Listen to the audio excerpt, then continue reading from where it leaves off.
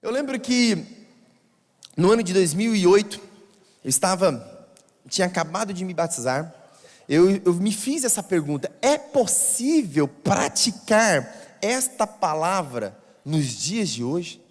Será que é possível nós vivermos como igreja exatamente isso que Jesus estava fazendo?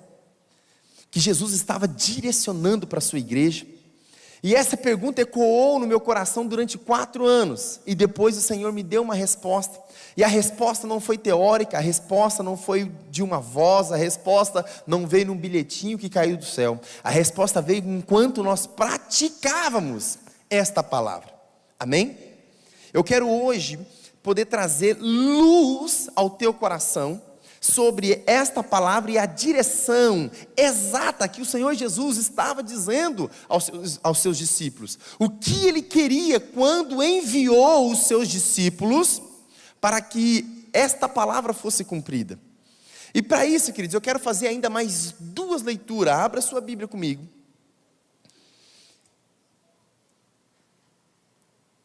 Em Jeremias, capítulo 51. Um pouquinho aí depois de Salmos, Eclesiastes, Cantares, Isaías, Jeremias, capítulo 51, penúltimo versículo deste livro, penúltimo capítulo deste livro. Jeremias capítulo 51, a partir do verso 10, quem encontrou diz amém.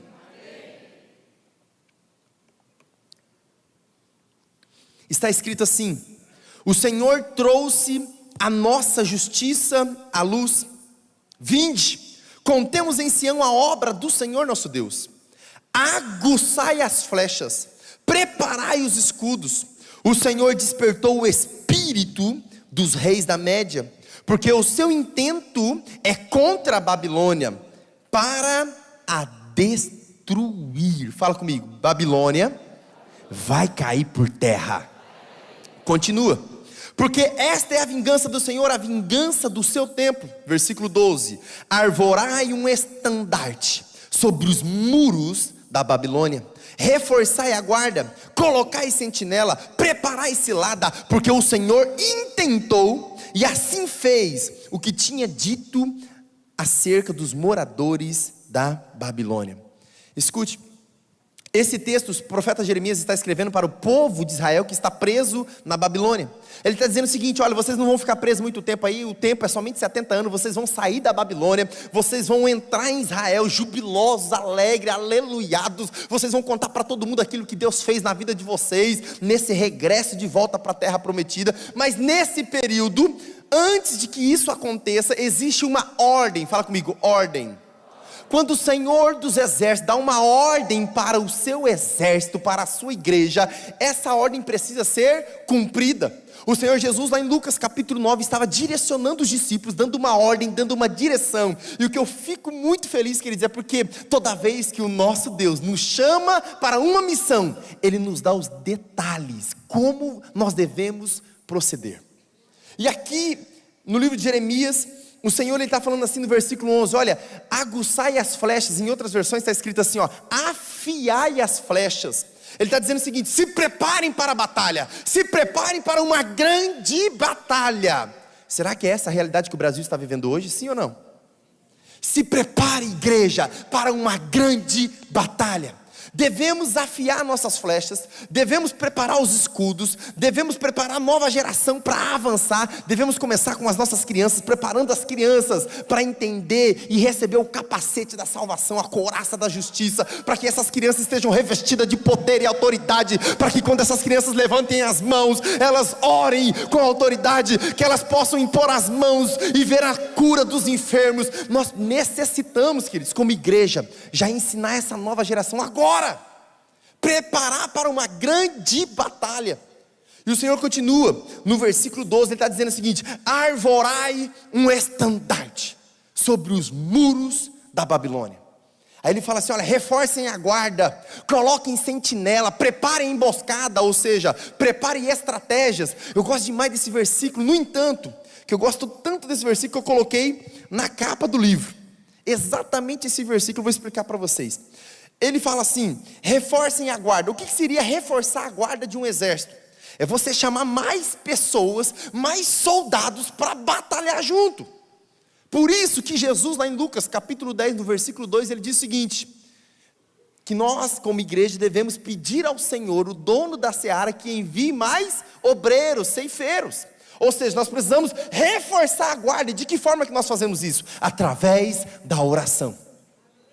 Através da oração. Então pega na mão de um guerreiro que está do seu lado e fala para ele assim: olha, eu preciso de você. Nesta grande batalha, nós somos vencedores. A vitória é nossa, em nome do Senhor Jesus. Se é para Jesus, faça bem forte, aplauda Ele.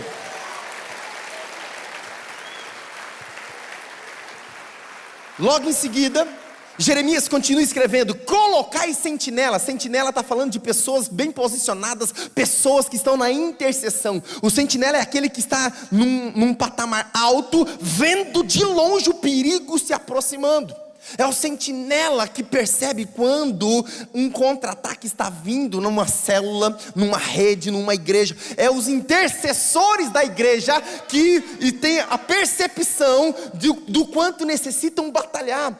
São os intercessores da igreja que tocam o sino dizendo: igreja, se levante, marche. O inimigo está se levantando, mas a igreja é poderosa. Jesus Cristo, Senhor dos exércitos, está convidando a tua igreja para uma grande batalha. E ele fala: colocai sentinela. E logo depois ele fala assim: preparai emboscadas. Ah, queridos, como que eu gosto disso. Um dia eu estava triste, chateado, porque o capiroto estava lançando muitas ciladas contra a minha vida. O capiroto já lançou cilada contra a tua vida, sim ou não? Ufa, ainda bem que eu não estou sozinho nessa. E aí, a Bíblia diz: cuidado com as astutas ciladas do capiroto. É ou não é? Nós precisamos, queridos, entender que ciladas já são uma emboscada bem preparada. Agora, astuta cilada é algo muito bem elaborado. E pode ter certeza, se você está fazendo a obra de Deus, o diabo todo dia ele acorda pensando em você. Ai, como é que eu vou derrubar esse crente hoje? Como é que eu vou derrubar? Queridos, Deus te levantou nesta manhã, não para você cair, mas para você pisar na cabeça do diabo e dizer: Jesus Cristo é quem me sustenta, Ele é minha rocha, Ele é minha fortaleza, nele encontro refúgio, aleluias. Por isso que o apóstolo Paulo fala: olha, portanto, meus amados irmãos, estejais firmes, bem posicionados, constantes, nunca parados, e abundantes, sempre multiplicando na obra do Senhor. Queridos, isso aqui é muito importante, nós precisamos entender esses princípios. E aí, voltando aqui, Jeremias ele fala ainda no versículo 2, olha: porque o Senhor intentou, o Senhor planejou, o Senhor, Ele estrategou derrubar a Babilônia. E o versículo continua dizendo: o Senhor planejou e também fez. Você quer ver o tempo verbal dessas duas palavras? Quando a Bíblia diz que Deus planejou, é passado, presente ou futuro? Passado, porque Ele planejou, ok? Agora a Bíblia continua dizendo: e assim o Senhor fez. A palavra fez está no passado, presente ou futuro? Então, se eu fez no presente, não combinou, né? Ele fez é passado, Ele faz é presente, Ele fará é futuro. Eu não sei se eu faltei na aula de português, mas é mais ou menos assim, não é? Então, se Ele fez, é passado, presente ou futuro? Passado. Então, alguma coisa está errada. A Bíblia diz que Deus planejou o passado, e a Bíblia diz que Deus já fez passado. Ei, escuta uma coisa, lá em Efésios capítulo 1 está dizendo o seguinte: que eu e você já fomos abençoados com toda sorte de bênçãos nas regiões celestiais. Segura, a Bíblia está dizendo que a salvação da tua família Deus planejou, e Ele já fez. A multiplicação da tua célula Deus planejou, e Ele já fez. Só quem crê, fica de pé e dá um glória a Deus e aplauda ao Senhor Jesus. Obrigado, Senhor. Oh, aleluias, aleluias.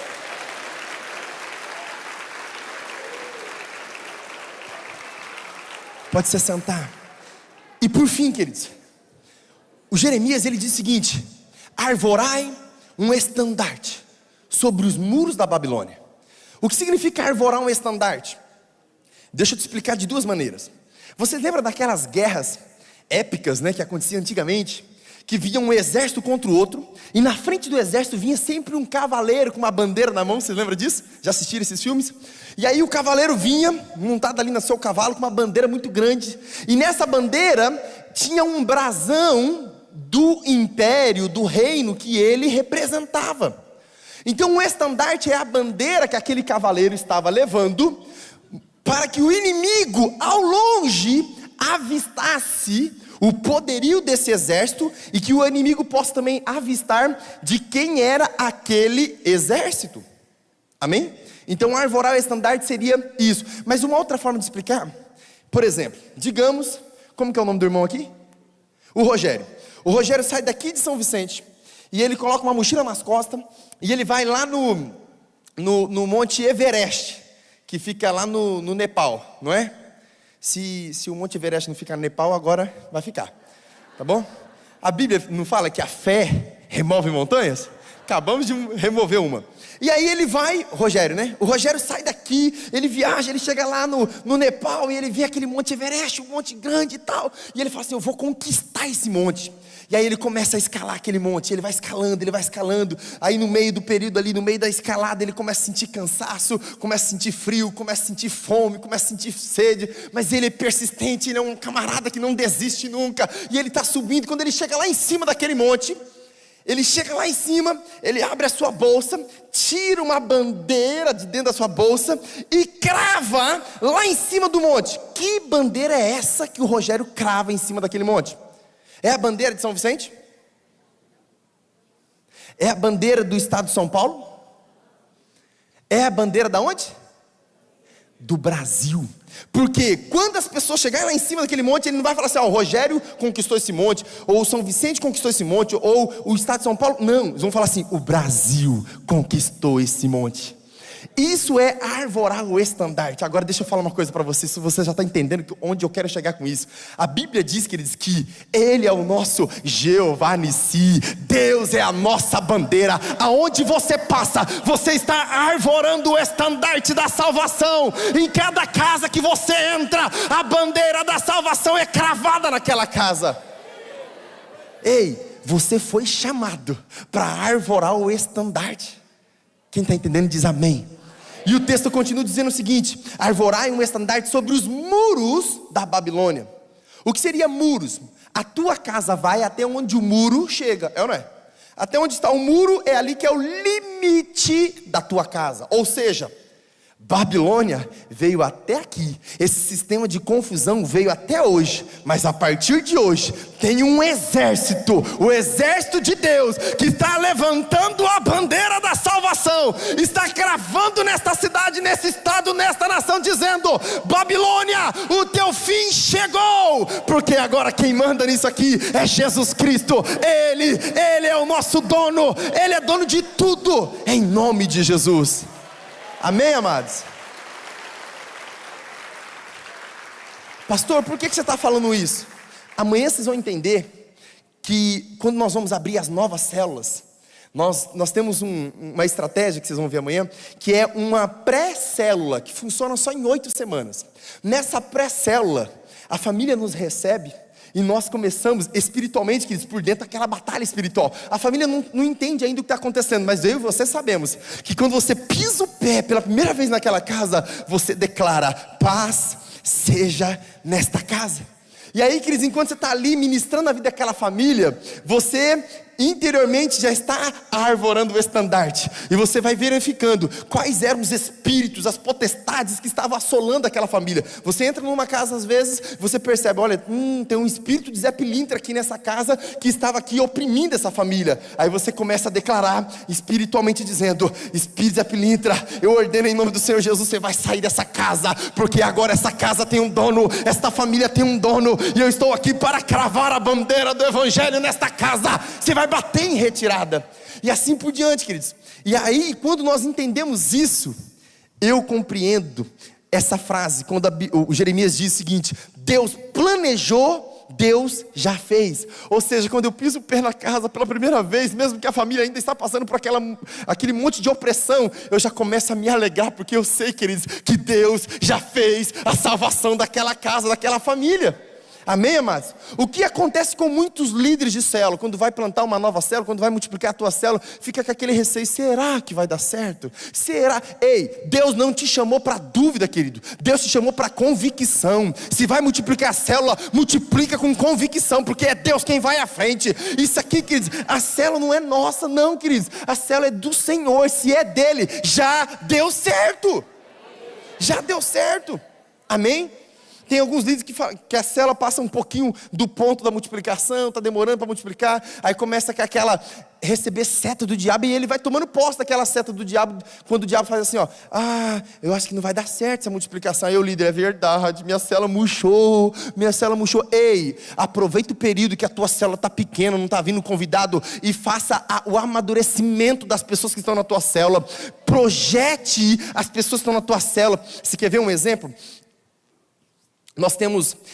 Eu tenho feito isso a nível de igreja, mas também a nível de célula. Quando nós estamos numa célula, então quando nós estamos numa reunião de liderança, eu começo a olhar para as pessoas e falo: rapaz, você é o melhor na tua área, você é o melhor líder na área do evangelismo, você é o melhor líder na área do ensino. Eu começo a projetar as pessoas dentro da célula. Às vezes aquele irmãozinho que nunca fez nada. Eu tenho um irmão lá na igreja que ele é fanho.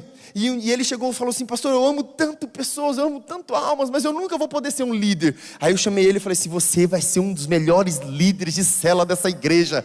Ele falou: pastor, mas eu não tenho condição, não sei falar, eu não tenho dicção, como é que eu vou ministrar uma célula? Eu falei assim: meu irmão, fica tranquilo, fica em paz, porque se você abrir a tua boca, mesmo que ninguém entenda, o Espírito Santo vai mover os corações. Que eles acabou de multiplicar a célula, aleluias.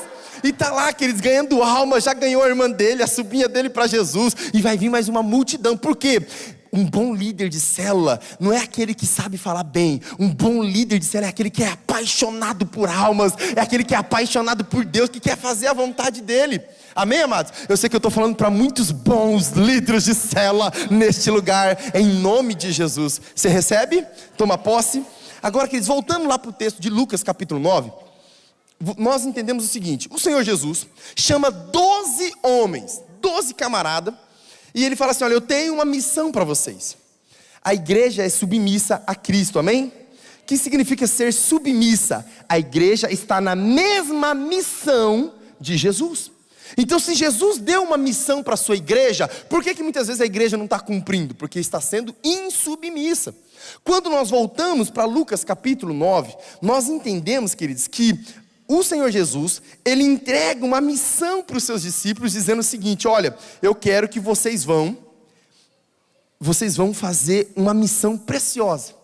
Mas antes de vocês saírem para essa missão, eu preciso entregar uma bagagem para vocês. E vocês lembram que tanto em Lucas capítulo 9, quanto em Lucas capítulo 10, Jesus não deixa os discípulos levarem bagagem? Amados, quando você vai viajar, a primeira coisa que você pensa é no quê? Nas malas, é ou não é? O homem quando vai viajar, ele pega uma sacolinha de mercado, coloca 2 peças de roupa e fala para a esposa: tô indo, tchau. A mulher, quando vai viajar, vai ficar um dia fora, ela pega as malas. Fala, Deus. E aí, é ou não é? Aí ela pega as malas, coloca aquele monte de coisa, ela chega lá no destino, ela lembra que esqueceu muita coisa em casa. E, de repente, Jesus, ele fala assim: olha, vocês não vão levar nada para essa viagem. Talvez alguns dos discípulos falem assim: Jesus, mas deixa a gente levar um dinheirinho. Não é para levar dinheiro. Deixa a gente levar uma outra roupa, porque vai suar, o deserto, o calor e tal. Não é para levar túnicas. Deixa a gente levar um bordão, um alforje. Deixa a gente levar um pãozinho, Jesus. Não é para levar nada. Nada. Esses dias eu estava numa conexão lá em Brasília, e aí a aeromoça chamando: fulano de tal, teu voo vai partir. Aí, nada. Daqui a pouco, fulano de tal, as portas estão fechando. Nada. Aí daqui a pouco, fulano de tal, é a última chamada, vem logo. Aí passa um homem correndo, querido, com mala assim. Daqui a pouco as malas caiu, ele tropeçou por cima da mala, foi aquele trupé. Nós não sabíamos se recolhia as malas, se recolhia o homem. Por quê? Correr com malas dá certo? Não dá, queridos.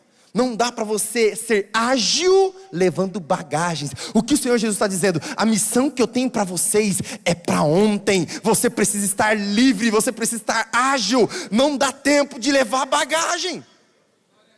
Pastor, então Jesus mandou eles para uma viagem sem bagagem nenhum? Calma. O próprio Jesus deu a bagagem necessária para a viagem. Está aqui no versículo 1 do capítulo 9. Jesus chama os seus discípulos e fala: eu vou entregar para vocês a bagagem. Quem quer essa bagagem aqui? Então faz assim com as tuas mãos. Não sou eu que estou liberando, é o próprio Jesus, há 2000 anos atrás já liberou sobre a tua vida. Jesus chamou os discípulos. Tem discípulos de Jesus aqui nessa noite? Então receba aí. Jesus está te dando autoridade e poder. Não, queridos, não. Deixa eu ensinar uma outra situação aqui. Toda vez que o teu pastor lançar uma palavra de vida sobre você, você tem que falar assim: eu recebo esta palavra, eu tomo posse dessa palavra, em nome de Jesus. O pastor, toda vez que vai finalizar o culto, ele levanta as mãos, queridos, aquela bênção no final do culto é imprescindível para a tua boa semana. Aí tem gente que o pastor está terminando, a pessoa está lá: ai, graças a Deus que ele está acabando esse culto, não sei o que, não aguento mais. E a palavra de vida está passando por cima de você. Aí depois tem uma semana cheia de tragédia e não sabe por quê. Meu irmão, escute: crede nos seus profetas e prosperareis. O teu pastor é um profeta na tua vida. Quando ele levantar as mãos para te abençoar, faz assim com as tuas mãos e fala: eu recebo essa palavra. Teu pastor está falando que você vai ter uma boa semana, receba, toma posse. O teu pastor está falando que você vai multiplicar, receba, toma posse. Então de novo, vamos recapitular aqui. Jesus chamou seus discípulos e disse, recebe aí, queridos: eu vos dou autoridade e poder. Aleluias, aplauda ao Senhor Jesus. Você tem a autoridade e o poder, em nome de Jesus. Jesus falou assim: a única bagagem que vocês precisam é isso. Então, queridos, para fazer a obra de Deus, você precisa de autoridade e poder no nome de Jesus. Aí o demônio se manifestou lá na sua célula. Corre, liga para o pastor, pede para ele vir aqui, porque o capiroto está bagunçando. Ei, você tem autoridade e poder, meu irmão. Estende a tua mão, expulsa esse capiroto. Vamos chamar o grupo de libertação da igreja, os intercessores, os canelinhas de fogo. Para com isso, meu irmão. Deus quer usar é você. Amém? Deus quer usar a tua vida para operar milagres, prodígios e sinais. Amém? E aí o Senhor Jesus falou assim: olha, então vocês não vão levar bagagem. A única bagagem que vocês precisam é autoridade e poder. E vocês vão fazer 3 coisas. Quantas coisas? 3. Então vamos ver, quais são as 3 coisas? Expulsar os demônios. Fala comigo: expulsar os demônios, curar os enfermos e pregar o evangelho. Expulsar, curar e pregar. Só as mulheres. Só os homens. Toda a igreja. Aleluia. Esse aqui é o pilar, é os 3 pilares de toda a missão que Jesus nos chama. Jesus te chamou para expulsar os demônios, para curar os enfermos e pregar o evangelho. Se na tua célula tem coisas a mais que não está estabelecida nesses 3 pilares, tem alguma coisa errada. Queridos, as nossas células são para expulsar os demônios. Ah, pastor, vai ser aquela bagunça? Não, querido. Quem disse que toda expulsão de demônio tem que ter bagunça? Começou a bagunçar na tua célula, demônio fica quietinho, você vai participar da célula em silêncio. No final você sai. Não deixa bagunçar na tua célula não, meu irmão. A tua célula é para liberar a palavra de Deus. Não é para fazer show, nem para dar ibope para o diabo. A tua célula é para ter liberação da palavra. É pela palavra que as pessoas serão libertas. Amém? E aí, amados, você vai curar os enfermos. Usa a tua célula, queridos, no momento da oração, para ensinar o teu povo, ali, aquelas ovelhas daquela célula, a impor as mãos com autoridade e poder. E toda a célula pode ser canal de cura na vida daquelas pessoas. E por fim, queridos, a pregação do evangelho. Pregação do evangelho. Nós fomos chamados para sermos evangelista. Fala comigo: eu sou um evangelista. Nem todos falaram. Eu quero explicar para você o que significa evangelista. A palavra evangelho significa... Vocês falaram com tanta falta de convicção. A palavra evangelho significa... boas novas. Então evangelista significa o quê? Aquele que leva as boas novas. Evangelista é aquele que leva as boas novas. Se tem muitos evangelistas aqui nessa noite, graças a Deus os murmuradores não vieram. É ou não é? Os escarnecedores também não vieram.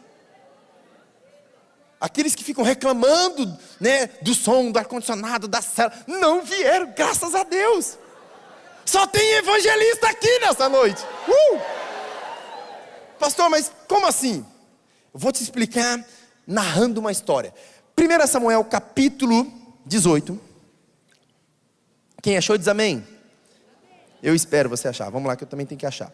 1 Samuel capítulo 18.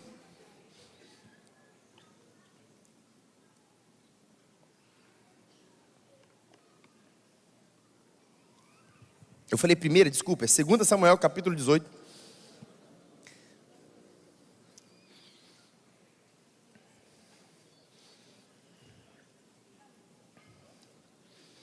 Segunda Samuel capítulo 18, a partir do verso 19.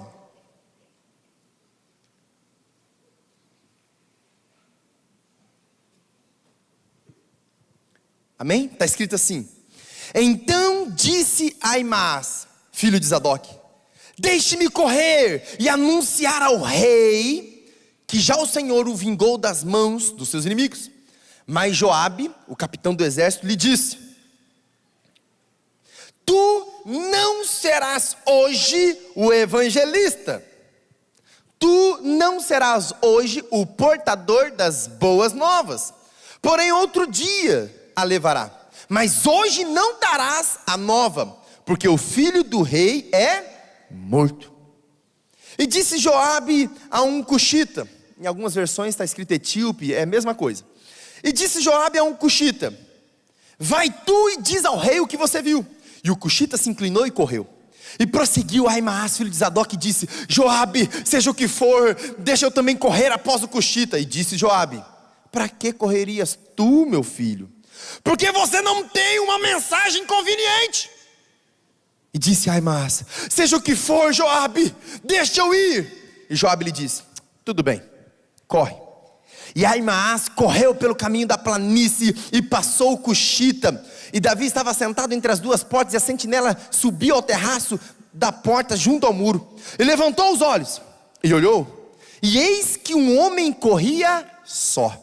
E gritou, pois, a sentinela e disse ao rei: se vem só, há boas novas na sua boca. E vinha andando e chegando. Então viu a sentinela outro homem que corria. E a sentinela gritou ao porteiro e disse: eis que lá vem outro homem correndo só. Então disse o rei: também traz estes novas. Disse mais a sentinela: eu vejo que o correr do primeiro, que parece ser o correr de Ahimaás, filho de Zadok. Então disse o rei: este é um homem de bem, e ele virá com boas novas. E gritou, pois, Ahimaás, disse ao rei: paz. Parece alguma frase que nós lemos um pouco atrás? Paz. Inclinou-se ao rei com o rosto em terra e disse: bendito seja o Senhor, que entregou os homens que levantaram a mão contra o rei, meu senhor. Então disse o rei: vai bem com o jovem Absalão? E disse Ahimaás: olha, eu vi um grande alvoroço, quando Joabe mandou o servo do rei, a mim teu servo, porém não sei o que era. E disse o rei: vira-te, põe-te aqui do lado. E virou-se e parou. E eis que vinha o cuxita. E disse o cuxita: anunciar-se ao rei, meu senhor, que hoje o Senhor te vingou nas mãos de todos que se levantaram contra ti. Então disse o rei ao cuxita: vai bem com o jovem? Vai bem com Absalão? E disse o cuxita: seja como aquele jovem os inimigos do rei, meu senhor, e todos que se levantaram contra ti para o mal. Então o rei se perturbou e subiu à sala que estava por cima da porta e chorando e andando dizia assim: meu filho, Absalão, meu filho, Absalão, quem me dera morrer por ti, meu filho, Absalão. Escute, aqui estava tendo uma guerra entre dois exércitos, o exército de Davi e o exército de Absalão, que também era filho de Davi. Esses dois exércitos estavam lutando entre si. De repente, Absalão era um homem alto, estava ali montado sobre o teu cavalo, ele estava passando no meio de umas árvores. De repente ele ficou com o pescoço ali engastalhado entre os galhos de uma árvore, e o cavalo passou por baixo e ele ficou pendurado pelo pescoço. Aí veio Joabe, deu uma furada, Absalão morreu. E de repente, quando Absalão, o chefe daquele exército, morre, a guerra acaba. E quando a guerra acaba, quem entra em cena? Os evangelistas. Fala comigo, evangelistas. Porque o evangelista, todo exército tinha um evangelista como uma profissão, ele era um soldado. Todo evangelista, ele era um guerreiro. E ele era treinado para correr muito. Por quê? Quando a guerra acabava, o evangelista se levantava, pedia autorização para o capitão: posso ir? E o capitão fala: vai contar para o nosso rei o que aconteceu nessa guerra. E aí, Aimaas, que era o evangelista ali daquela tropa, ele falou assim: opa, a guerra acabou, agora eu quero poder contar as boas novas, o nosso exército ganhou. E quando ele chega no capitão, ele fala assim: Joabe, deixa eu contar para o rei que nós ganhamos a guerra. Joabe fala assim: não, você não pode ir, existe um princípio dizendo que você não pode. Aí Aimaas fala assim: não, mas eu sou um evangelista, deixa eu ir lá contar para o rei. Aí Joabe explica: meu filho, você é evangelista. Escuta agora, se você é inteligente você vai captar. Evangelista não pode dar má notícia. Fala pro teu irmão que está do seu lado, ainda bem que você só tem coisa boa para contar. É ou não é? E Joabe fala: meu filho, você não tem uma mensagem conveniente, você não vai. Ai, mas... Agora, queridos, olha o coração do evangelista, escuta. Olha o coração desse camarada. Aí Aimaas fala assim: mas Joabe, eu nasci para isso. Eu nasci para anunciar as boas novas. Aimaas, ô Joabe, não faz isso comigo não. Eu preciso anunciar. Joabe fala assim: meu filho, fica quietinho aqui. Eu vou chamar um camarada. Ele não é evangelista. E aí ele pode dar má notícia. Aí Joabe procura: ô Cuxita, você não está fazendo nada. Vem aqui, Cuxita, vem cá. Aí o Cuxita: ô Joabe, conta comigo, o que você precisa? Aí Joabe fala para ele: ó, é o seguinte, vai lá para o rei, conta o que você viu aqui, a bagunça que você viu aqui, está tudo certo. E aí o Cuxita, queridos, que não é evangelista, deixa eu falar, graças a Deus aqui os Cuxitas faltaram tudo hoje. Mas é para você aprender. Olha só, o Cuxita, aquela pessoa que tem a palavra de morte na língua, ela anda como? Ela não anda apressada, porque ela não tem um foco. Ela anda assim, ó, por onde ela anda, ela quer espalhar a palavra de morte. Ela vê ela, ops, ficou sabendo o que aconteceu? É, a irmã, aquela lá. Você não sabe de nada, eu tô com as novidades quentinhas aqui, deixa eu te contar. Aí conta. Aí daqui a pouco ele vai, tá passando pelo caminho, porque ele não tem foco. O Cuxita, queridos, ele não tem foco, ele só quer saber de espalhar a má notícia, a palavra de morte. Ele só quer saber de derrubar a reputação dos outros. Aí ele chega no irmão: irmão, vem cá, você que é espiritual, vamos orar pelo fulano de tal, você não sabe de nada. Fulano de tal está precisando das nossas orações. Aí o outro na inocência: é mesmo? O que aconteceu? Aquele safado fez isso. E aí vai espalhando. E o Cuxita foi, queridos, daquele jeito. Sem pressa, sem foco, porque ele vai lá para falar para Davi. Mas quem é que fica? O evangelista. Aí Aimaas fala assim: Joabe, não faz comigo não, o Cuxita foi, era para mim, está indo no lugar dele. Aí Joabe: rapaz, não dá, hoje, outro dia nós vamos ganhar muitas guerras, fica quietinho. Aí Aimaas, queridos, ele torra tantas paciências de Joabe, que ele fala: Joabe, por favor, meu coração está queimando, eu preciso falar as boas novas. Assim igual você, não é? É assim que você vai para a tua célula, não é? Às vezes você está saindo de casa, o teu filho, ou alguém, teu parente, ou um vizinho está querendo conversar. Você fala: ei, não me segura, eu preciso ir para a célula, porque hoje eu tenho boas novas para o meu povo. Hoje eu preciso ir para a célula, eu estou assim, olha, aleluiado, querendo liberar uma palavra de vida para os meus membros. Queridos, vamos retroceder aqui um negocinho. Eu vou falar de novo. Aí você fala assim: a partir de hoje vai ser assim, beleza? Então tá. Aí você está saindo de casa, alguém está tentando te segurar. Aí você fala assim: olha, não me segura, porque eu estou indo para a célula. Eu tenho uma palavra de vida para os meus ovelhas, para minhas ovelhas, para minha liderança, para o meu povo, em nome de Jesus. Vai ser desse jeito, queridos. Se é para Jesus, aplauda, aplauda. Eita glória. E aí, de repente, Joabe fala assim: tudo bem, já que você quer ir, eu acho que você não tinha que ir, mas já que você quer ir, corre, meu filho. O cochilo já deve estar chegando lá mesmo. Queridos, Ahimaaz, ele recebe, eu penso assim, uma porção dobrada do espírito do corredor. E ele começa, corre.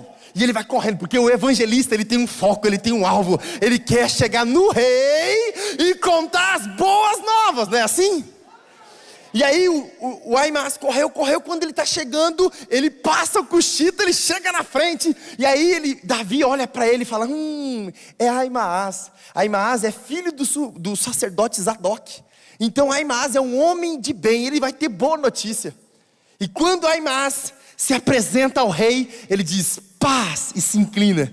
E o rei logo em seguida já fala: Ahimaaz, meu filho, conta para mim, como que está o jovem Absalão? Ahimaaz fala assim: olha, rei, é o seguinte, nós ganhamos a guerra, o Senhor nos deu o livramento, o Senhor nos deu a vitória. Aí o rei fala assim para ele: tudo bem, isso aí eu já sabia, porque a gente é vencedor, mais que vencedor. Me conta, como que está o meu filho Absalão? E aí Ahimaaz, ele podia contar uma má notícia? Ele não podia contar. Aí olha o que ele fala: rei, sabe o que é? É que eu estava tão aleluiado com a vitória que nós tivemos lá, que eu já vim correndo. Eu vi um alvoroço lá, mas eu nem sei o que era. Aí o rei, queridos, ele queria saber do filho dele. Aí o rei falou para Ahimaaz: sai daqui, fica aqui do ladinho, fica aqui quietinho, porque eu estou sabendo que está chegando um outro evangelista aí, uma outra pessoa, fica aqui do ladinho. Aí daqui a pouco, quem é que chega no palácio do rei?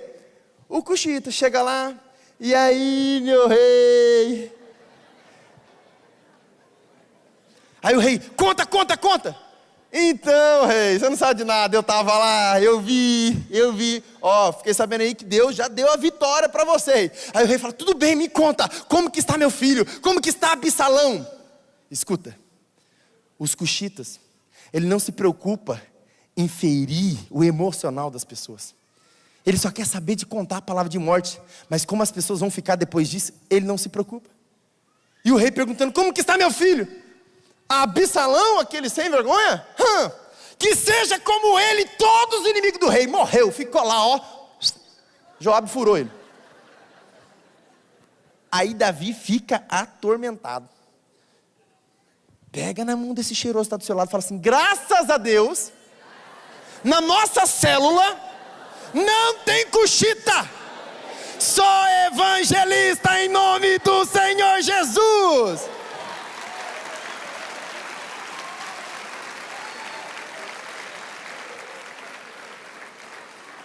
Meu Deus, que coisa tremenda. Por isso que eu olho para vocês e eu vejo, queridos, leões evangelistas prontos para sair daqui deste lugar, para anunciar as boas novas por onde vocês passarem. Amém? Agora, volta lá para o texto. Lá em Lucas, capítulo 9, o Senhor Jesus, ele fala assim, olha, para os discípulos: vocês vão e vocês vão cumprir a missão, vocês são evangelistas, vocês vão curar os enfermos, vocês vão expulsar os demônios, vocês vão pregar o evangelho, ou seja, vocês vão contar as boas novas. E os discípulos, queridos, entenderam tanto a mensagem que ninguém precisou perguntar: ô Jesus, que é boa nova? Que boa nova nós temos que contar? O Senhor falou que nós não vamos levar bagagem, o Senhor falou que nós vamos ter autoridade e poder, o Senhor falou que nós vamos curar os enfermos, isso aí está tranquilo, o Senhor falou que nós vamos expulsar os demônios, isso aqui também está tranquilo. Mas o que é pregar as boas novas? Nenhum deles perguntou isso, porque eles sabiam. Mas nós, no contexto brasileiro, no nosso dia a dia, nós muitas vezes não entendemos. Um judeu, naquela época, sabia muito bem o que era um evangelista. Vamos cruzar os dois textos, de 2 Samuel e o de Lucas, capítulo 9. Todo evangelista, quando ele chegava numa cidade, ele não precisava bater no portão. Porque quando ele estava chegando, só pelo fato dele andar, o jeito que ele se apresentava, todo mundo sabia que ele era evangelista. Igual você, quando você está andando na rua, todo mundo sabe que você é crente, não é? Quando você abre a boca, todo mundo fala assim, ali tem um crente, olha lá, ó. Só sabe falar de Jesus, é ou não é? Aí, amados, quando o evangelista estava chegando, todo mundo percebia. E aí, quando ele entrava numa casa, quando ele entrava no palácio do rei, quando ele entrava numa cidade, todo mundo ficava na expectativa. Por quê? Sabia que o evangelista não ia lá ficar contando de Coríntia, não ia ficar contando de outra coisa, não ia ficar contando de nada. Ele só tinha uma palavra na boca dele. Era o quê? Uma boa nova. Então quando ele entrava numa cidade, todo mundo parava, porque os evangelistas chegaram. E Jesus falou, vocês vão de 2 em 2, e vocês vão entrar nas cidades. E quando vocês entrarem na cidade, vocês vão procurar uma casa. Quando vocês acharem uma casa, vocês vão dizer, paz seja nessa casa. Se ali aquela casa for uma casa receptiva da paz que está em vocês, ali vocês vão permanecer. O que eles tiver para comer, vocês comem. Não vai exigir nada mais do que isso. E através disso, vocês vão curar as pessoas, vocês vão expulsar os demônios, e vocês vão pregar o evangelho do reino. Queridos, eu não sei você, mas eu me transporto lá para aquele momento quando os discípulos olham um para o outro e falam, que legal, essa missão vai ser tremenda. O nosso mestre nos chamou para a missão mais importante da face dessa terra. Ei, Deus chamou você para o maior privilégio que nós temos aqui nessa terra como embaixadores de Cristo. Deus chamou você, queridos, para anunciar o que os anjos queriam e não podem. Você foi chamado. Meu Deus do céu, você está entendendo o que está acontecendo? E aí, Jesus chamou eles, e eu fico imaginando eles saindo de 2 em 2. Olha, vocês vão por aqui, vocês vão pela Judéia, vocês vão pela Galileia. E aí eles vão chegando nas cidades. De 2 em 2, por que de 2 em 2, pastor? Porque, queridos, enquanto eles estavam andando juntos, eu fico imaginando que eles ficavam fluindo no Espírito Santo. Sabe quando 2 discípulos verdadeiros de Jesus andam? Não fala de outra coisa, só fica falando, olha, você viu aquele milagre que Jesus fez? E aquela palavra, e aquela parábola, você viu que tremendo? Porque, queridos, uma pessoa evangelista, ela só tem a palavra de Deus na boca dela, e é assim que eu creio que você é. Quando você abre a tua boca, as pessoas que estão à tua volta só ouvem, só recebem mais e mais da palavra de Deus. Quando eles chegam nas cidades, queridos, os anciãos perguntam, porque naquela época os anciãos ficavam nas portas das cidades, perguntam, quem são vocês? O que vocês querem aqui? Eles respondem só uma coisa, nós somos evangelistas. Que eles não precisavam explicar mais nada. Evangelista? Vocês são evangelista? Abre os portões, os evangelistas chegaram. Queridos, eu fico imaginando o alvoroço na cidade. Todo mundo, peraí, o que foi? O que está acontecendo? Os evangelistas chegaram. Talvez você não entenda isso. Naquela época, tinha uma tradição que passava de boca a boca, de pai para filho, de filho para neto, e assim por diante, que um dia, Israel iria receber do próprio Deus o Salvador. O Salvador viria ali de Israel, e ele iria se levantar, e iria ser o Salvador, aquele que iria salvar Israel. Na época, Israel era cativa, né, do Império Romano. Então eles achavam que o Salvador viria demolir o Império Romano e iria ali, de uma forma econômica e política, dominar Israel. Mas não era isso. Na época eles pensavam isso, mas o plano de Deus é muito, muito, muito, muito maior do que um tempo local, do que um tempo cronológico. Ei, escuta, aquilo que você faz hoje vai ecoar na eternidade. Os frutos que você está gerando na tua célula hoje, mesmo que é aquele único fruto que talvez ninguém está vendo, você fala, puxa, eu estou investindo a minha vida nessa pessoa, esse fruto vai ecoar na eternidade. Vai ser tremendo. Se é para o Senhor Jesus, aplauda.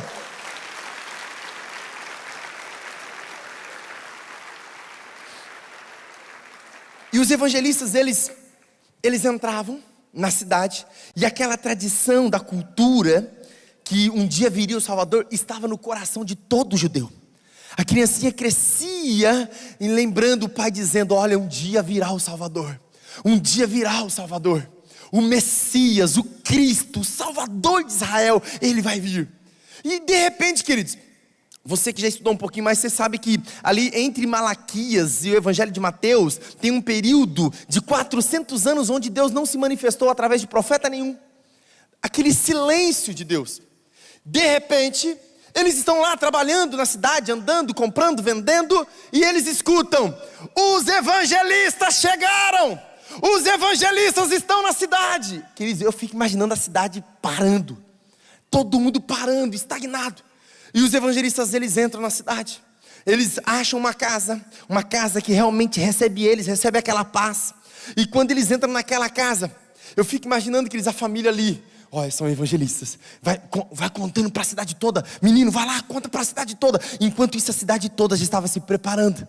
No outro dia, que esses evangelistas já descansaram, já comeram, já lavaram os seus pés, levantam cedo e vão para a praça principal da cidade.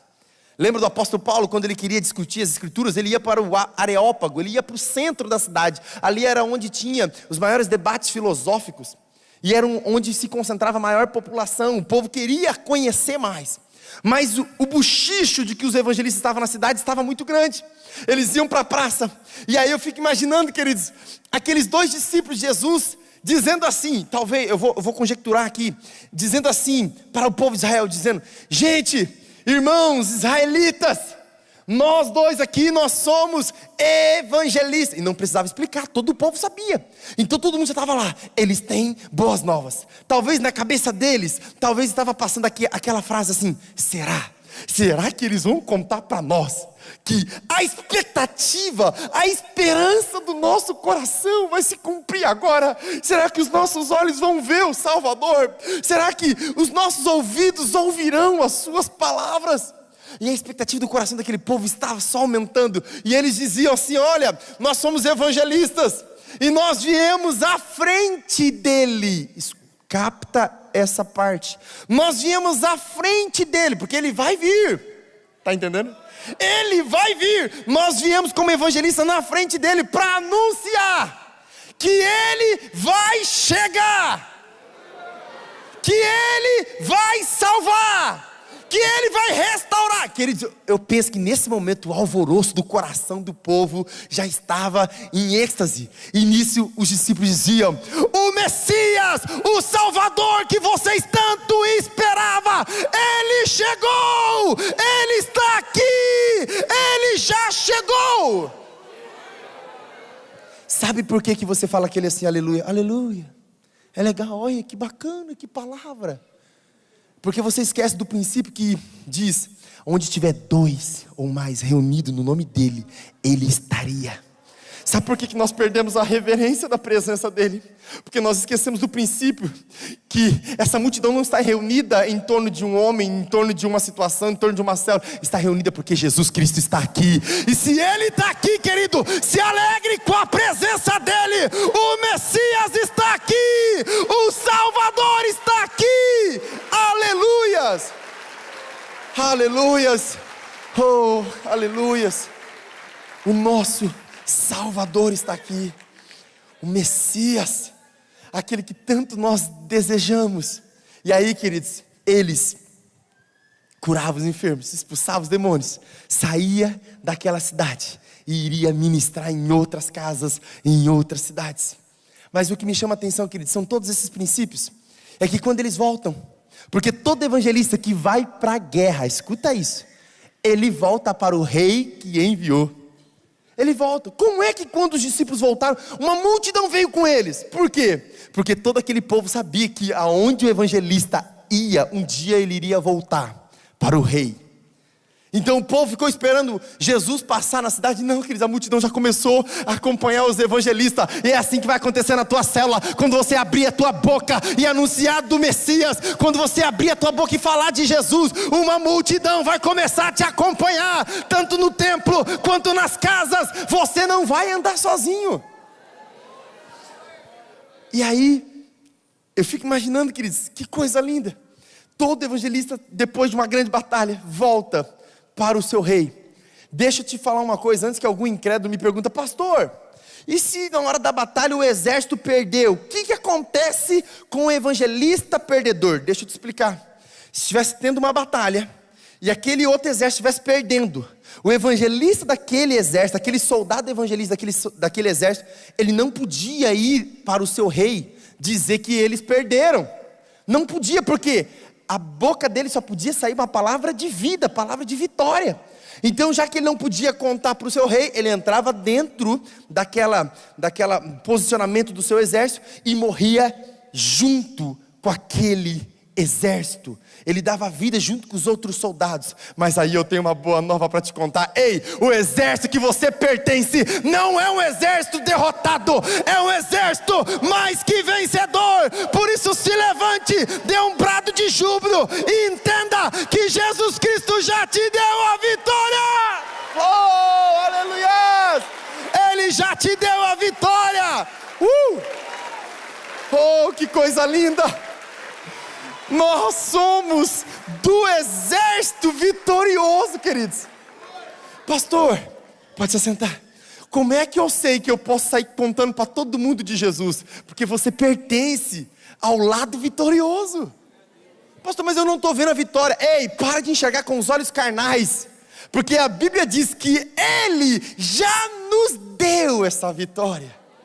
Ah, que coisa linda, queridos.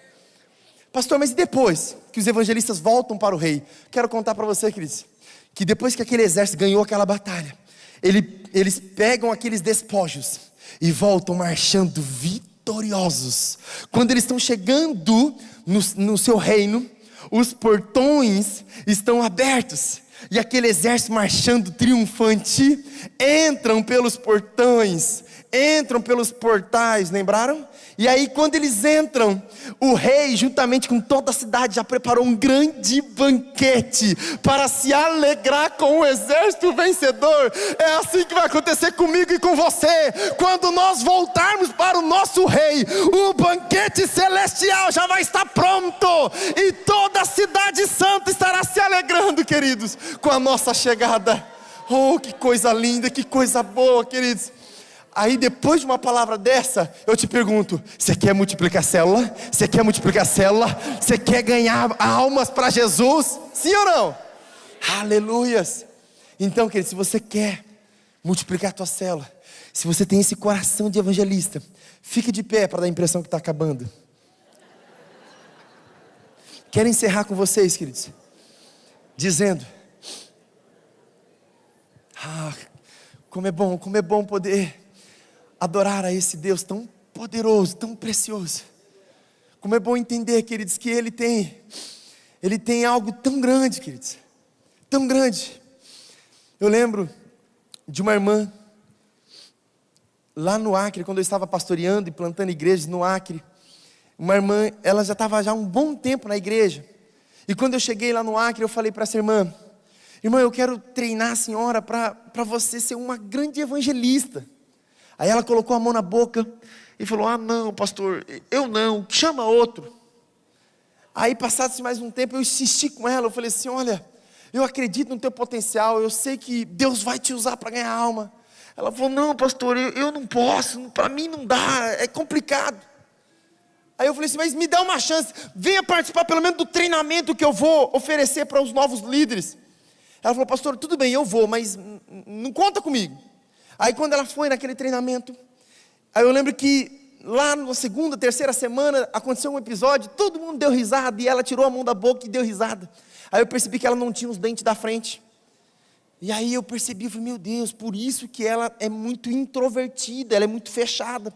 Chamamos o irmão da igreja, que é protético que fala, aquele que faz os dentes, coloca os dentes nas pessoas.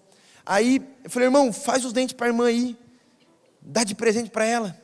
Aí o irmão foi lá, instalou os dentes na irmã. Essa irmã ficou aleluiada, queridos. Começou a sorrir, começou a falar, pastor, agora eu posso sorrir na frente das pessoas. Eu falei, não, Deus está te dando esse presente para você ganhar alma. Como que os dentes podem fazer as pessoas ganhar alma, queridos? Fica olhando. Aí, no meio do treinamento, vocês vão ver amanhã que tem um momento que a dupla tem que fazer uma lista de famílias que conhece, que lembra, que ainda não tem Jesus. E aí eu falei para ela assim, irmã Nilza, faz uma lista de umas 2 ou 3 famílias que a senhora conhece, que não tem Jesus ainda.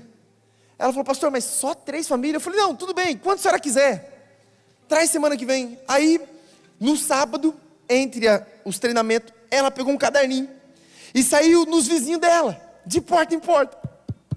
Ô fulano, você não vai para igreja nenhuma, né? Não, não vamos não. Me passa aqui o nome de todo mundo da tua família e o telefone de vocês. Aí ela foi na outra casa. Ô fulano, vem cá, vem cá. Você está desviada, né? Ela falou, ih, faz tempo que eu não vou na igreja. Me passa aqui o nome de todo mundo que mora na tua casa e o telefone de vocês. Ela ia na outra casa.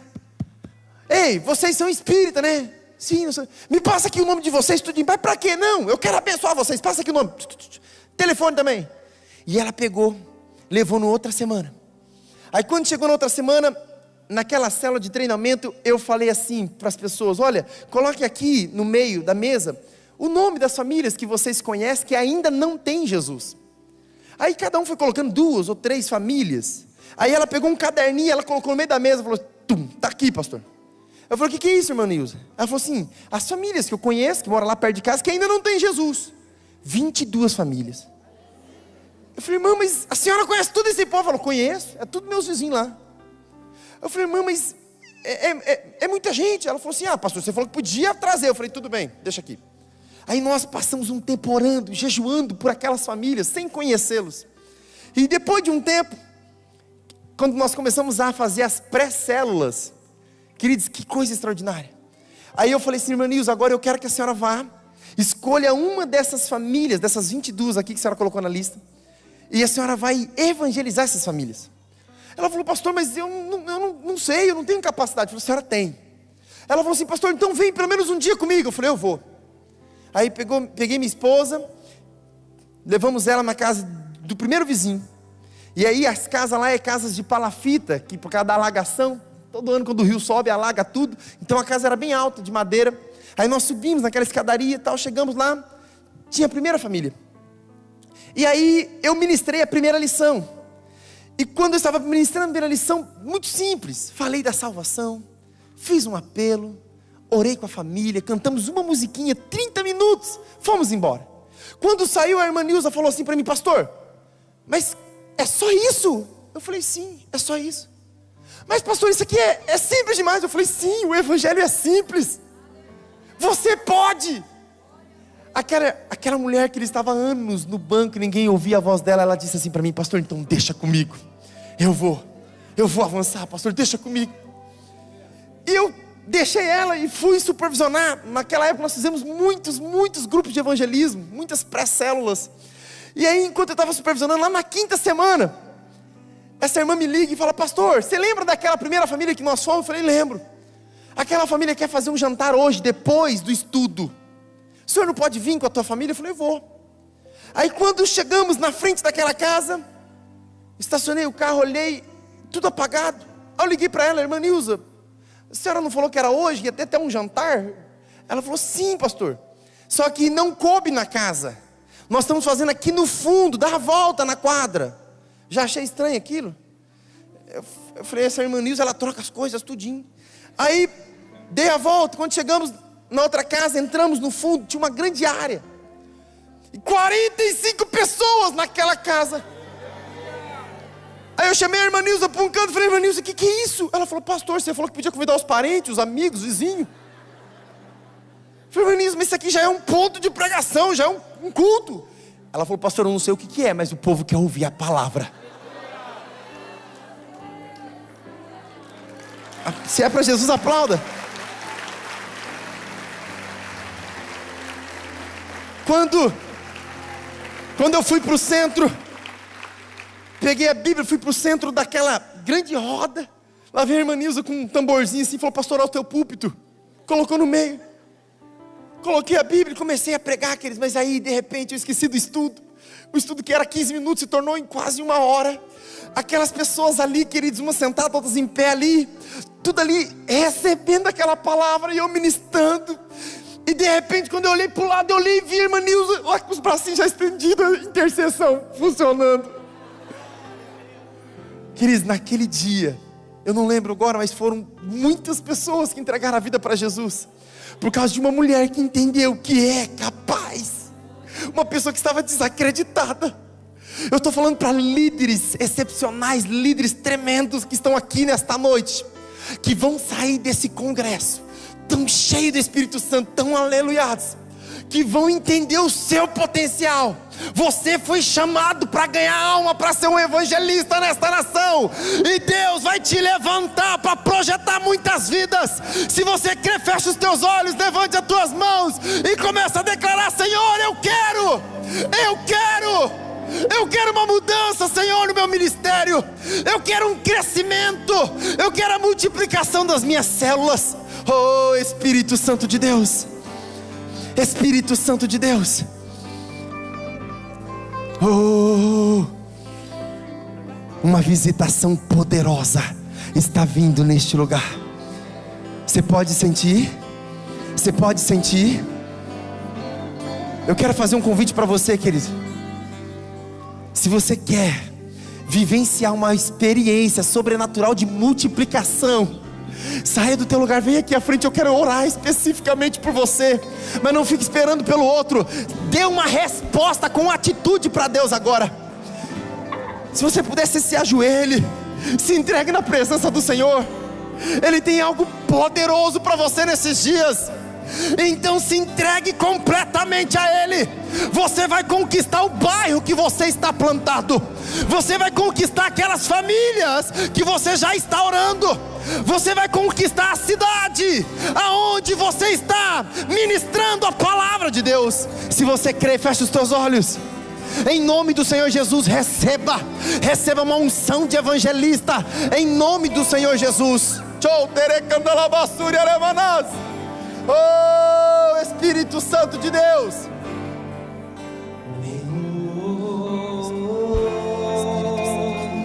Eis-me aqui, rendido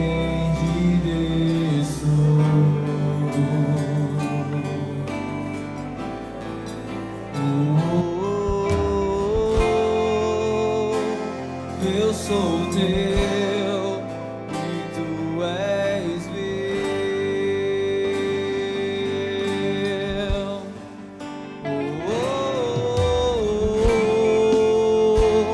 Eis-me aqui, rendido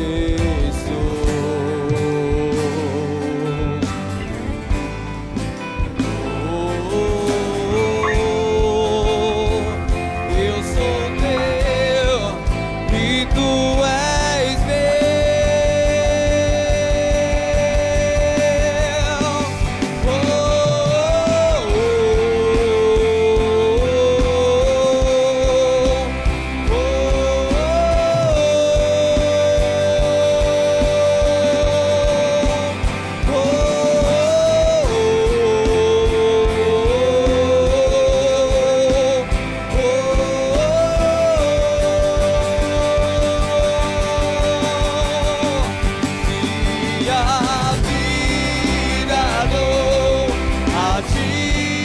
Senhor, rendido a ti estou, e pra sempre cantarei.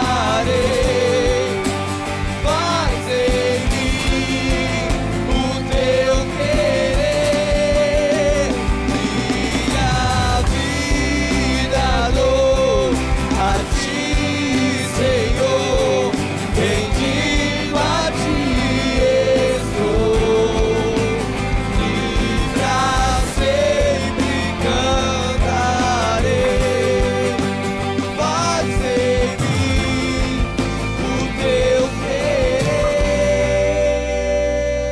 Aleluias.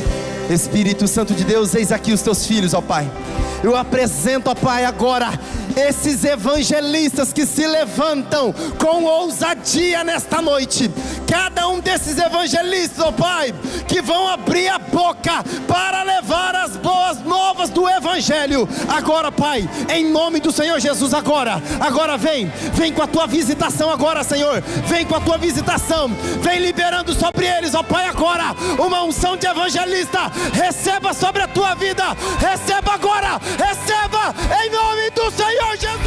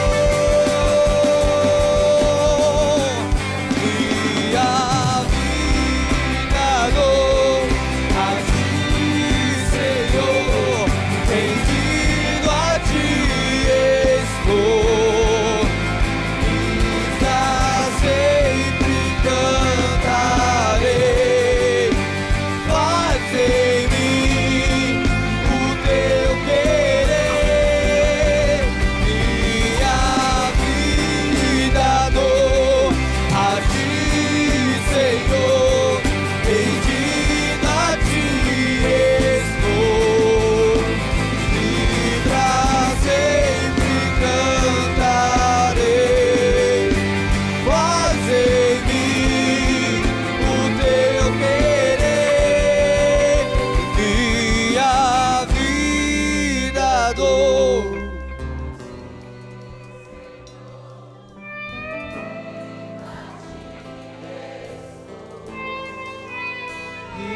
pra sempre cantarei. Fazei-me o teu querer, minha vida dou a ti, Senhor, rendido a ti estou, e pra sempre cantarei. Faz-me o teu querer.